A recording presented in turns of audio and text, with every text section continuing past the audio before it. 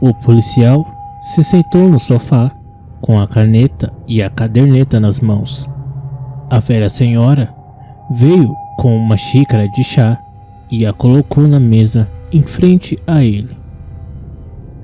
Antes de me levar para a delegacia, talvez eu devesse lhe dizer por que fiz isso, senhor policial.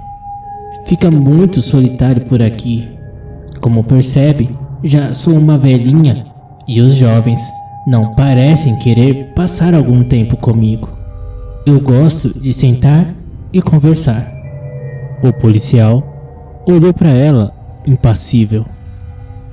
A senhora Ordway foi a primeira, disse ela enquanto se sentava em sua confortável poltrona. Me lembro como se fosse ontem. Ela veio à minha porta vendendo produtos de beleza. A convidei para dentro e fiz uma xícara de chá para ela. Então fui até a cozinha e peguei meu machado. Assim, quando ela menos suspeitou, eu rastejei atrás dela e cortei sua cabeça. O próximo foi o Sr. Bigelman. Ele era um encanador e veio para consertar alguns vazamentos nos meus canos.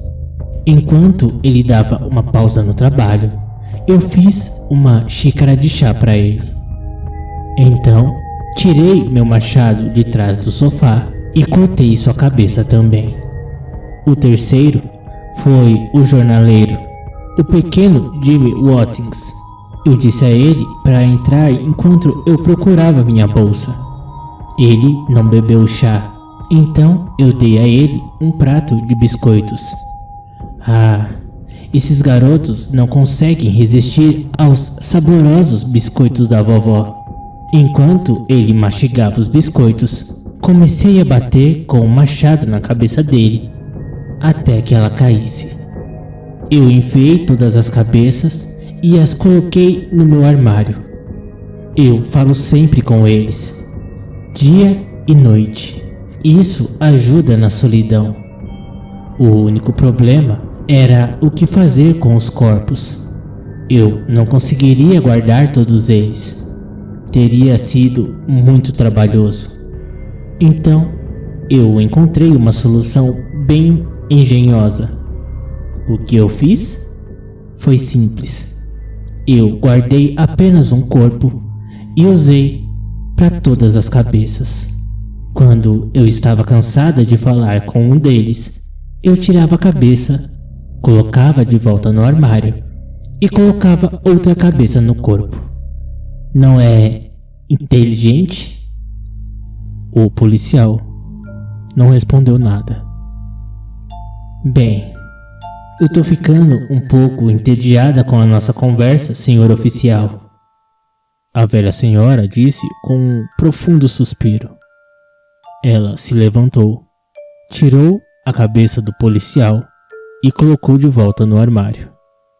Então, ela pegou a cabeça da vendedora e a colocou no corpo. Oh, boa tarde, senhora Ordway. É tão bom ver a senhora de novo. Como tem andado?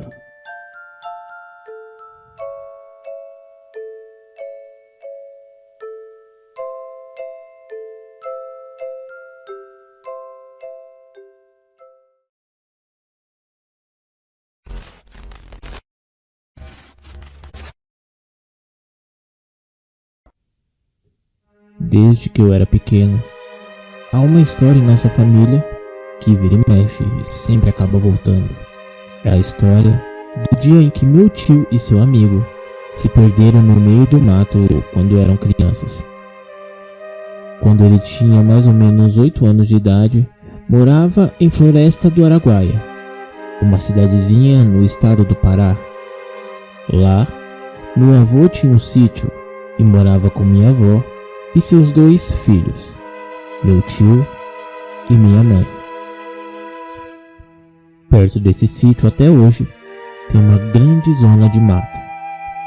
E vira e mexe, tanto ele como minha mãe iam brincar ali com as outras crianças que moravam em áreas próximas. A única regra que os adultos davam a eles é que eles não poderiam ir lá sozinhos, já que eles poderiam cair em algum buraco ou mesmo serem picados por alguma cobra. Mas numa certa tarde, minha mãe acabou ficando doente e minha avó pediu para o meu tio chamar um colega e ir até a mata buscar algumas folhas para fazer um chá para ela. Não era nada estranho, já que era comum eles sempre fazerem isso. Os dois entraram, rodaram um pouco até que por fim acabaram encontrando as folhas. Mas no caminho de volta, ouviram um estranho assobio ecoando no meio do mato. Eles apressaram o passo, mas no meio da pressa acabaram se perdendo. Eles então pararam. A mata parecia normal. Ouviram então barulhos de galhos se quebrando, como se alguém estivesse se aproximando vagarosamente deles. Naquela altura, ele conta que sabia que se tratava de uma assombração. Tentaram correr, mas diante deles surgiu uma velha, extremamente magra, vestida com farrapos e com cabelos longos e embaraçados. Ela segurava um cipó e com ele surrou os dois meninos e depois os botou para correr.